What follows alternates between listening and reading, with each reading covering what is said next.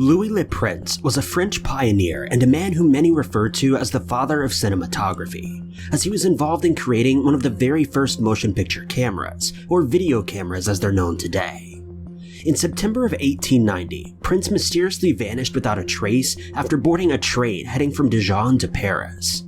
As a result, he was unable to demonstrate his video equipment in America, which was the next major step in his career. One compelling theory surrounding his death is that Thomas Edison, the self-proclaimed inventor of the light bulb, had him killed in order to further develop his own motion picture technology without the threat of others taking over the market. Prince became interested in photography and technology at a very young age, and after studying art and chemistry throughout his schooling, he moved to England to continue his career pursuit, eventually finding a wife and helping to establish the Leeds Technical School of Art. He soon began to work in the US as well though, and developed a 16-lens camera that was capable of recording video. He returned home to England around 1887 with the film sequence he had recorded, and this piece of film still exists to this day, and is known as the oldest recorded video to exist, titled Roundhay Garden Scene.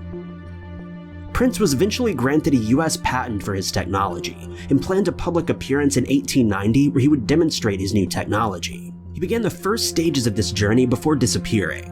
Neither Prince nor his luggage were ever discovered, and 7 years later, authorities declared him as deceased. Many years later though, in 2003, a photo of a deceased gentleman from 1890 was found in Paris police archives, and it said that the man in the image bore a striking resemblance to Prince, though it was never officially confirmed due to a lack of evidence. Many theories have circulated surrounding his death, with one claiming that he may have taken his own life as he feared that he would soon go bankrupt. According to Prince's great-nephew, this was the view that much of his family held about him. Though to combat this, there exists zero evidence that he was financially struggling, and by all accounts, he appears to have been quite wealthy at the time of his passing. Though one widely debated but often accepted theory is that Thomas Edison, the Thomas Edison, may have had Prince killed. In 2008, a graduate happened to find a notebook in some of Edison's possessions that had been archived in the New York Library.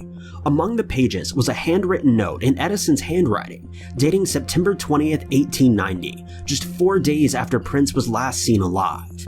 The note quite simply stated, "Eric called me today from Dijon. It has been done. Prince is no more." Edison then continued on with his own work on a motion picture camera, which he'd been designing since 1888. But that's the video for today, you guys. I hope you enjoyed it. If you did, be sure to click that like button, and if you loved it, maybe consider sharing, subscribing, or even supporting me on Patreon. But I've been Ty Knotts. You guys have been lovely, and I'll see you in the next video.